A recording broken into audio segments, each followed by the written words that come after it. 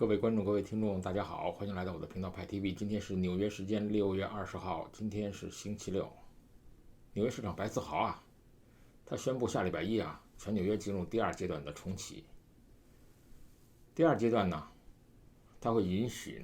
户外餐饮、个人零售、发廊和理发店，但是不包括美甲或者按摩等个人的护理服务，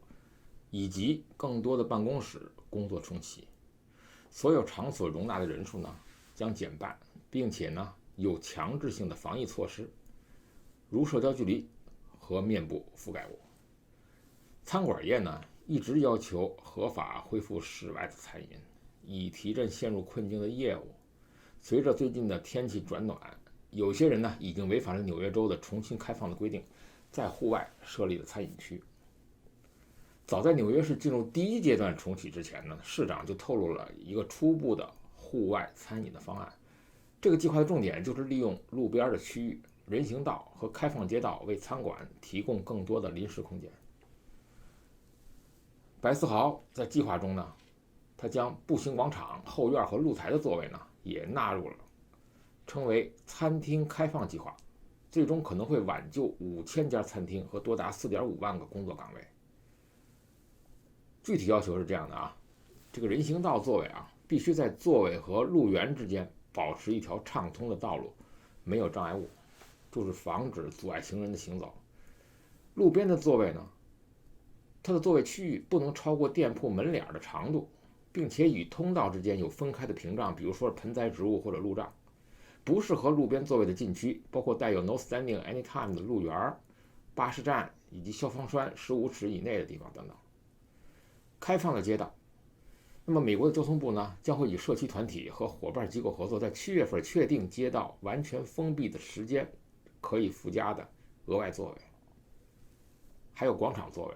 餐厅可以和当地的商业改善区和交通部门合作，要求在广场增加座位。户外餐桌之间必须间隔6英尺，员工必须戴口罩。室内的用餐区域应该保持关闭，而顾客在就座前需戴口罩，而且只能和自己的家人坐在一起。新冠肺炎期间非关键行业依令停业，那么很多华人的美发业者他已经歇业差不多3个多月了，很多民众是迫不及待的要去剪头发。那么刚开业的这个预约已经满员了，店家说这种梳子、电卷棒直接和顾客肌肤接触的工具使用完要立即消毒。也有店家在店内有小房间，那么客人进入的时候要全身消毒、更换口罩，让员工也做好疫情防控。我们知道在纽约法拉盛是唐人街的中心它的租金高昂，小生意很难领到政府的贷款，那么员工在疫情的时候也不敢上班，那么美发业者为了生计只能自己动手咬牙开店了。在免街经营这个发型师和这个顾客他们知道这个距离非常的近，风险非常高，所以疫情开始蔓延的时候整个法拉盛这个华人区它的美发业、美肤业、还有美容业、按摩业全都关门了，而且多数的美发业者难以申领贷款，仅能靠暂时的失业救济金来支撑。因为我们知道在法拉盛市中心它的店租至少6000元起跳，那整整3个多月没有收入的话那么业者就很难支付房租了。有的这个房东他通融延迟交租，而且营业时间缩短和每天限制服务5、6单客人的话短时间内他们很难偿还上万元的积欠的租金。在法拉盛受年轻人喜爱的这个美发店他们都在想如何让准备工作和清洁工作上轨道，但是他们满世界打电话给员工没人回应，所以他们只好股东自己包办、自己清洗、自己剪发。下礼拜一22号重开的第一天预约早就满了，但是每天开放的预约人数按照顾客的剪发规定男性是半小时，女性最多2小时，每个人一天最多接5单。针对美发厅的围布、毛巾的理发设备他们也优先采取一次性工具，包括梳子、电卷棒，使完后会完全消毒。店内有的刻意的隔出了小房间。那么客人入店之前呢，要进行全身消毒。染发过程中呢，口罩沾到染发剂呢，或者想更换口罩呢，店家会免费提供一支。控制疫情啊，需要业者和消费者一起来努力，否则得之不易的自由和服务呢，又会转瞬即逝。很多的杂工啊，他自己不是小时工，那么疫情之前呢，只能靠多服务客人来赚取生活费。那么从3月份疫情爆发以后呢，那个所有的美发业的、美容业的、按摩业的收入急剧下降。而且呢，很多人呢，由于他没有正常报税呢，也没有办法申领失业金，也没办法领川普给的联邦失业金，只能靠积蓄生活。所以他们一旦听到这个老板要求他们复工的这个命令呢，非常高兴。那么复工前几天的预约呢，早就满了。那么这时候呢，希望如果从礼拜一开始啊，该剪头发的剪头发，该进行这个美发的美发。当然了，暂时这个按摩和美容还是不允许的。而且你这个店的容量啊，如果你有10个椅子的话，只能使用5把椅子，还禁止按摩、禁止脱毛、禁止面部护理，还禁止美甲服务。所以员工在服务的时候呢，必须戴口罩和面罩。那么顾客呢，也需要全程戴口罩，刮胡子不可能哈。那么进店呢，需要登记姓名和联系方式。州长建议所有员工复工前呢去检测病毒，一线员工呢必须每2周检测一次，顾客呢也有权利要求员工出示检测结果。此外，根据纽约市的户外餐饮计划呢，拥有酒牌售酒执照的餐馆就可以在室外供应酒饮。官员们现在正在与纽约州的酒类管理委员会还有自动将执照扩展到户外的用餐区。新冠肺炎期间呢，全纽约市的游民呢，他的染疫率呢和死亡率居高不下。有一个住在大学点的游民所曾经染疫的这个住客呢，他们天天在室外乱晃。他说，12个室友共享一个房间，还有很多人共享洗手间、餐厅和公共区域，根本就没有办法保持社交距离。去年12月入住大学点20大道127-03的女性游民收容所，那么这里面呢有很多人得到了感染。那么游民他所在的疫情爆发的同一时期呢，还举办了很多次的消防演习，所有的住客几乎都聚集在餐厅内，根本就不可能保持社交距离。所以在这种情况下，多数的游民呢，他在白天是不允许待在自己的房间里的，就必须在大街上。那随着疫情在纽约蔓延呢，大量的游民呢，终于他在5月19号给邀请住进了皇后区的假日酒店。他们终于有了一个自己的房间，那么可以自己控制环境，不用与他人共享洗手间，每天下楼呢领取免费的餐食。所以游民呢真的很幸福啊。那么在近期的连续的抗体的检测的时候呢，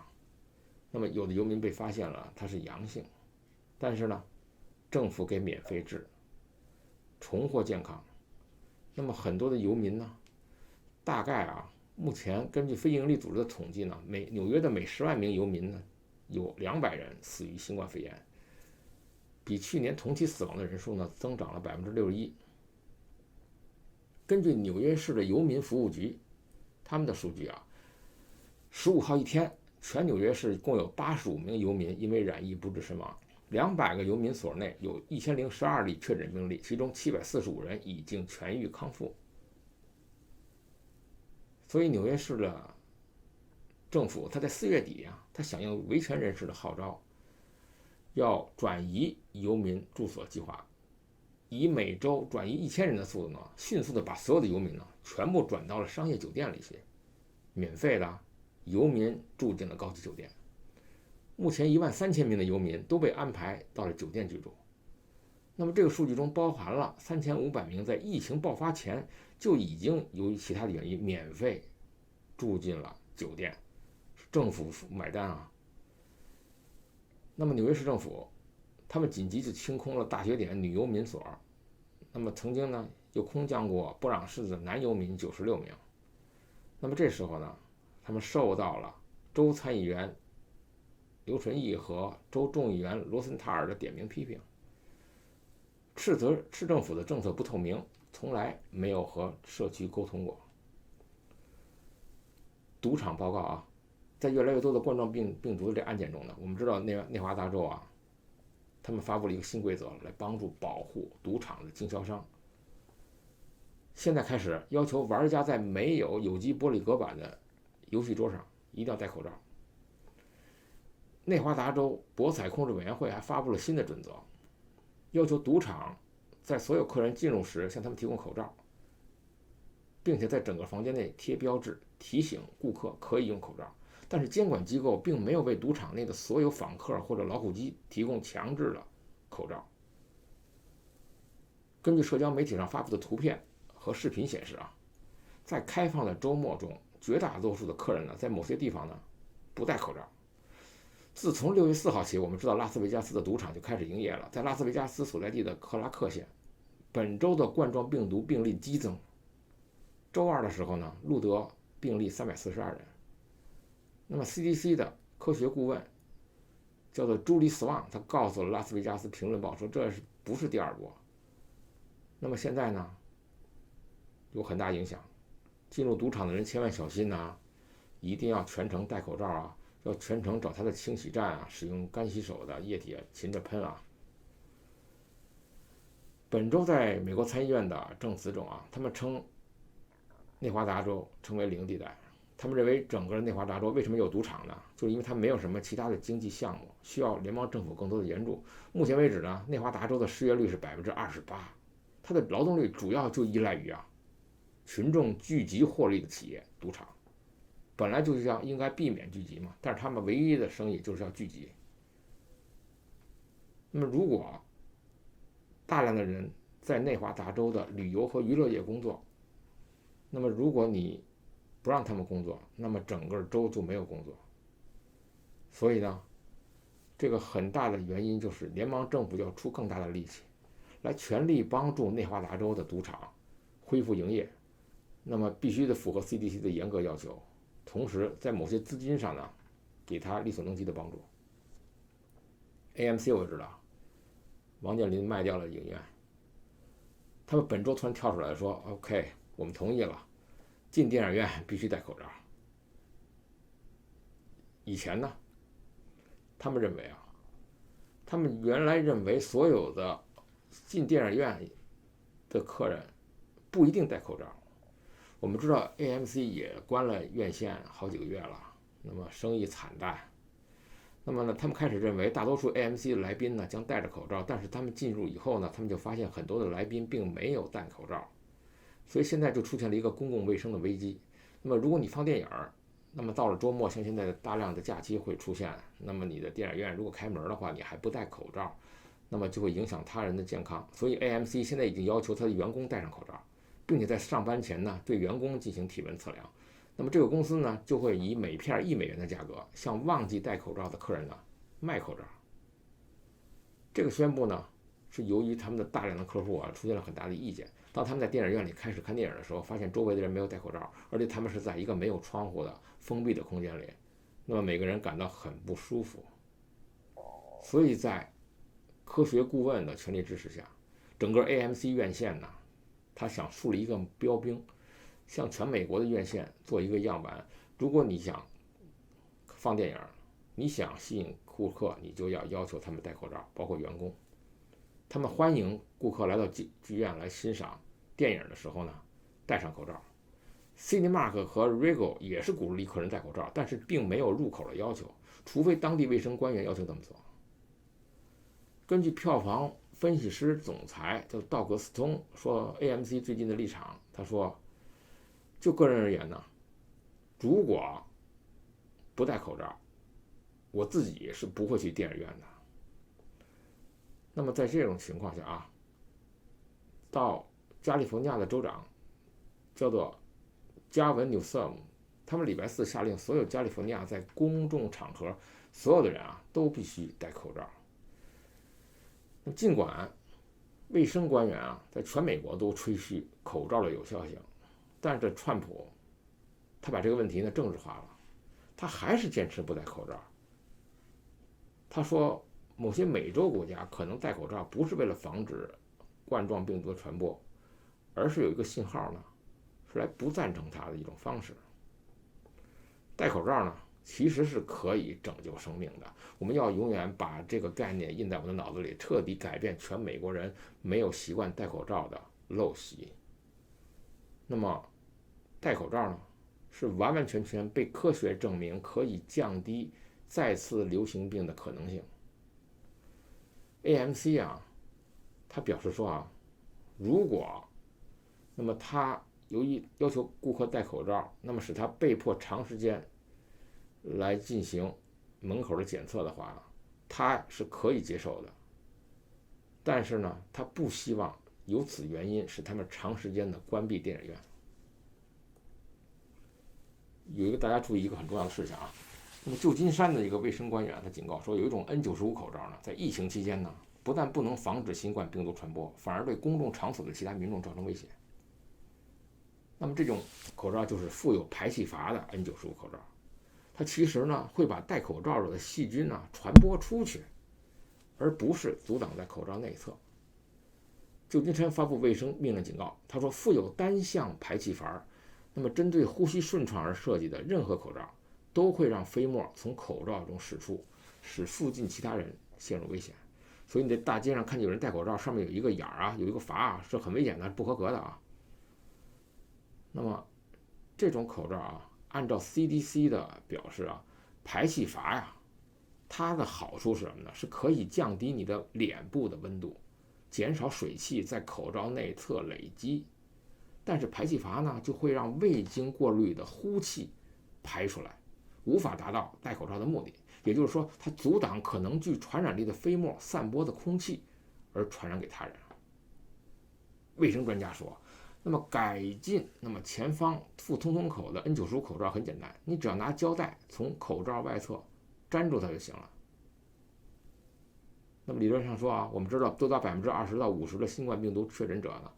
从来没有出现过严重的症状啊，但是他们还是具有感染力啊。这就为什么所有的美国的卫生官员都要求重申戴口罩对控制疫情非常非常重要。民众出门在外一律戴上口罩的许多国家，到目前没有出现疫情失控的局面，并不是偶然的。比如台湾。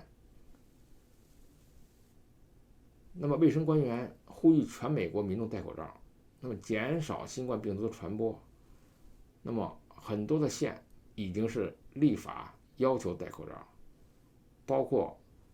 大量的旧金山和附近的县。卫生官员呢，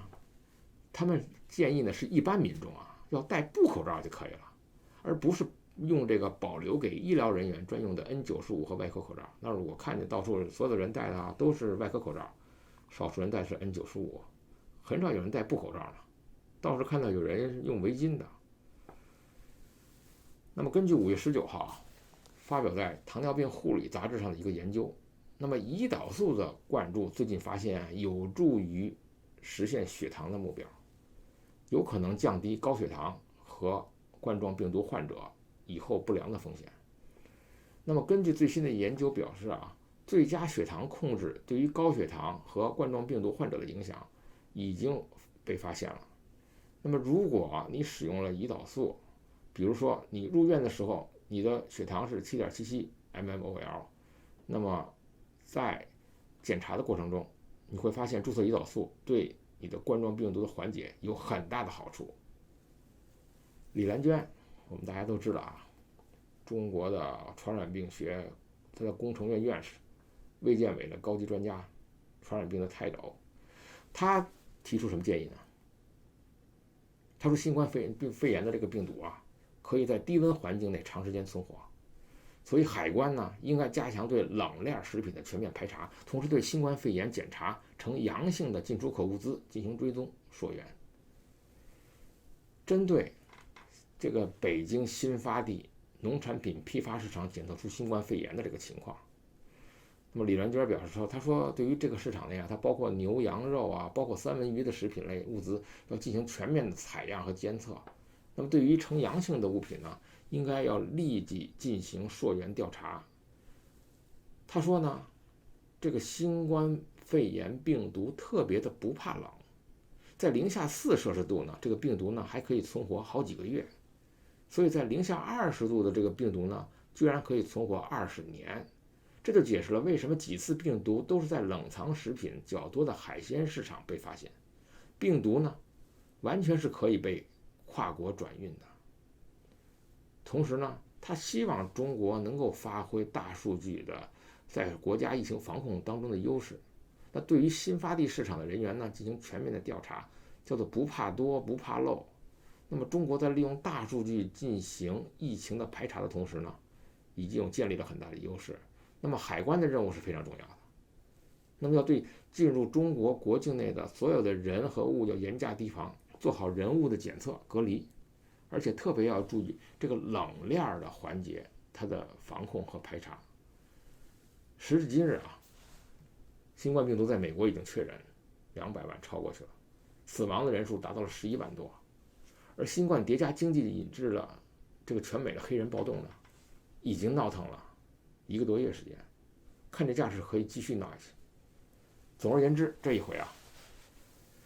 美国的脸算是丢到姥姥家去了。虽然美国从来不怕丢脸，不过丢脸是丢脸啊，我谈一下这个感受啊。但是美国真的是啊，想要元气大伤了，甚至被击垮了吗？很遗憾，没有，也不可能。美国第2季度的 GDP 呢，肯定是很难看的，甚至有可能历史的单季输给中国。但与此同时，美国却依然游刃有余地启动了对华制裁，把华为为首的中国高科技企业逼到了绝境。美国的民生这段时间出现了一点点问题，但情况并没有想那么严重。我们大量的拿到钱，大量的发钱，社会物资呢没有受什么冲击，没受到什么影响。而黑人暴动呢，确实让全美社会陷入了极大的动荡。但是经济方面啊，纳斯达克居然创出了历史新高，马斯克的 SpaceX 还在此间成功了上天，开创了人类航天历史的新纪元。不得不说啊，这真的是很难让人想象。可以说世界上任何一个国家，如果碰到这种程度的双重打击，恐怕都已经七荤八素了。能勉强维持秩序和民生就已经谢天谢地了。唯有美国，一边乱哄哄，一边红红火火，这光景是非常的魔幻。我在想，为什么美国这么魔幻啊？这跟美国的经济结构是有很大关系的。在某种意义上，所谓的美国经济呢，其实就是一种典型的2元经济。表面上我们看，美国是第3产业的为主的国家， GDP 构成中第3产业，尤其是那些一般性的服务业，占据了极大的份额。这一部分在这一次新冠加暴动中确实遇到了前所未有的冲击。从3月份到现在，全美社会是一片混乱，躲避疫情导致了经济停滞，加上黑人暴动带来的社会动荡，让美国的服务业啊基本上被横扫停摆了。2季度可能出现的 GDP 呢，又是被某些偶然性超越了。这因为啊是一般服务业休克所致的。不过如果你真的是认为美国就伤了元气，那就大错特错了。实际上一般性的服务业虽然体量巨大，但从来啊就根本就不是美国经济的核心竞争力，甚至它都不是美国国家实力的主要构成来源。这是什么意思呢？说白了，虽然在 GDP 的构成中呢，一般性的服务业确实占比很大，但这些其实都是虚的。比如虚拟房租占了全美的 GDP 10%，但这玩意儿就是一个数字游戏。那还有打官司的律师，你说他创造 GDP 了没有呢？众所周知，美英法系的国家每年的官司都是天量，律师费高得吓人，但这些其实对国力来说同样是虚幻的存在。中国就没有什么虚拟房租的说法。中国这种大陆法系的国家，它的官司数量和律师费连美国的零头都比不上。但这也并没有对中国的国力造成什么负面的影响。说白了，这些一般性的服务行业本质上更多的就是用以维持社会秩序的有效运转，但并不是一个国家的核心竞争力。当然了，这并不是说啊这个行业就不重要。实际上，一般性服务业的发达会极大的推动社会生产效率。比如中国外卖行业的崛起，极大的解决了很多小白领的吃饭的痛点，让他们得以节省出更多的时间和精力。去996，或者说让他们能够更方便地享受到自己喜欢的美食，进而获得更好的饮食体验，从而更好地去上班干活。这就是一般性服务业的进步，促进社会生产效率的最好例子。但中国的这套逻辑啊，在美国根本就不适用。为什么这么说呢？很简单，美国跟中国不一样。美国呢，是跟中国最大区别是什么呢？是中国是全球最大的工业国，同时也就全球最大的进出口贸易国。工业和经贸在中国经济中占据非常重要的位置，甚至可以说是中国现阶段的主要国力的来源。而工业和商业经贸相对于更依赖全民的广泛参与其中的人越多，盘子规模越大，财富积累就越多，构筑在此基础上的国力就越强。这也可以理解为什么中国它必须对冠状病毒如此强力的防范。抛开政治上的立场和属性不谈，仅就经济而言，那么中国国家的实力就是由全民广泛参与构筑的。如果任由新冠肆虐，工厂停摆，消费停止，中国的经济基本上就会彻底崩塌，国家实力的主要来源和支撑就垮了。但美国不一样，美国经济实际上是二元化的。作为美国国力的核心支撑是科技、是尖端制造、是金融，以及建立在这些基础上的全球霸权和大国溢价。这些在美国其实并不是需要全民参与的。我才发现，在美国几乎80%人是不干活、不上班的。新移民是有这种体会的啊。仅仅是精英阶层以及受过雇佣的、受过一般良好教育的知识分子、高级技术人员，这些人在美国人口中的比例只是一小部分。当然了，维持这些金融科技、尖端制造以及全球霸权，这就需要大量资源和配套。但是按照我们中国这种虎哈哈的工业国人民的思维逻辑，这些一般都只得从本国老百姓的辛勤工作中提取。外部能搞一点，但占比不大。美国不一样，美国是全球霸主，它直接全球收割就行了，金融收割、科技收割、军事收割、文化收割，反正美国有的是手段，能满世界榨出钱来。而这种高级的玩法呢，中国确实是比不了的。也正因为这么有那么丰富的手段，有这么广泛的资源的这个来源，所以美国自家的广大普通老百姓创造不创造财富，对美国的核心竞争力的维持和提升，其实没有太大的所谓。就你们这群美国上班的鸟人，每天上不了几个小时，就要这要那，一个不爽还就组织罢工闹事儿，就这份德行，还不如把那些基础的活转移给新来的移民去干，或者是东亚人去干吧。我们知道，当然工作岗位可以转移走，那这帮美国中下层的大众呢，却转移不走。这帮家伙虽然干活不咋地，但脑子早起断了，那可是绝对不含糊。他们手上有枪有选票，脑子里又有宪法保护的自由价值观，如果伺候不好，分分钟就暴动造反，颠覆体制和秩序。那怎么办呢？那还能怎么办呢？那么如果你不想激发革命，那只能养着呗。反正美国的家底儿雄厚，又可以全世界收保护费，让60亿全球人民供养3亿美国人民，还是绰绰有余的。这就是美国这几十年的社会现状。随着制造业的空心化，大部分的中下层美国人口其实对美国的国家实力，尤其是核心竞争力的增长，其实是没什么大贡献的，消耗的资源反而不少，基本上就是一堆废物。当然，虽然没什么贡献，但养着这么多人呢，同样需要大量的花费，并且需要呢由此产生大量的经济活动，这些都被记入了 GDP 和就业岗位，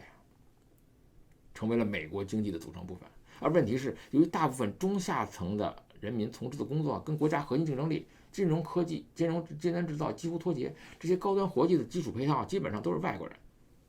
比如让中国人为美国人做了，所以他们所谓的这个群体的所谓工作呀，简直可笑，实际上就是对国家发展没什么太大的实质性的意义。说的更直白点啊，很多中下层美国民众所谓的工作就是把美国用国家核心竞争力从全世界搜刮而来的财富，其中分配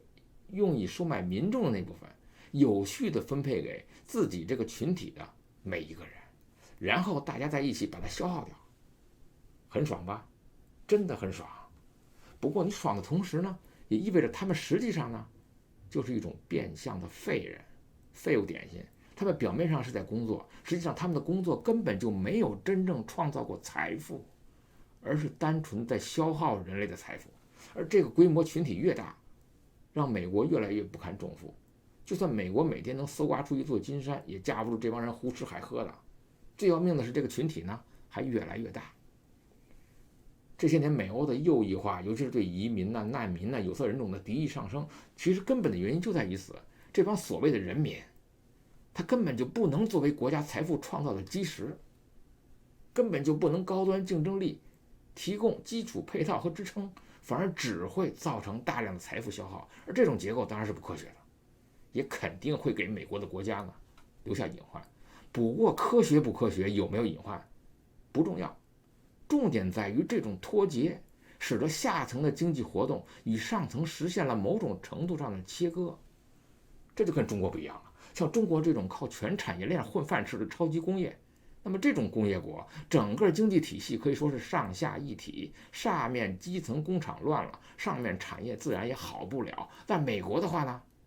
反正下层的经济活动都是自娱自乐，它乱不乱跟上层经济活动反而关系没大家想象的那么大。你黑人闹得再欢，也不影响马斯克发射太空火箭。你市场再萧条，也不影响美联储放水，纳斯达克再创新高，美元收割全世界。这就是美国的现状。新冠病毒加暴动，看上去确实给美国造成了号称巨大的冲击，但实际上这种冲击都是作用在低端层面。而经济活动的二元化切割和相互独立，使得作为美国核心竞争力的金融、科技、尖端制造等领域，从没有受到太大的冲击，依然能够在相当程度上保持良性运转。当然了，也不是说低端经济被冲击就完全影响不了高端，毕竟如果低端经济彻底崩盘，大批人穷途末路，那势必引发革命级别的内乱。一旦社会失去到这个地步，高端经济身处其中，自然也就不能幸免了。不过呢，这种情况只有在最极端的情况下才会出现，而现在的状况，这些所谓的暴民骚乱的噪音呢，还远远没到山穷水尽、揭竿而起的地步。他们有的是钱，政府还在发钱，每个礼拜都有钱，而更多的只是这帮人憋久了，心情郁闷的寻衅滋事、趁乱发泄而已。就这种动机，他出来搞骚乱是可以，把脑袋别在裤腰带上搞革命，绝对不可能。既然不会爆发革命，那意味着美国核心竞争力就不会受太大影响，也不会因此而伤了元气，这就是本文的逻辑。那么我这份评述的逻辑就是说，这帮底层的民众发泄够了，或者说对新冠的恐惧高峰过去了，那么经济重启得以推进，整个社会自然就恢复了正常。到那个时候，美国虽然不能说依然是以前那个美国，但至少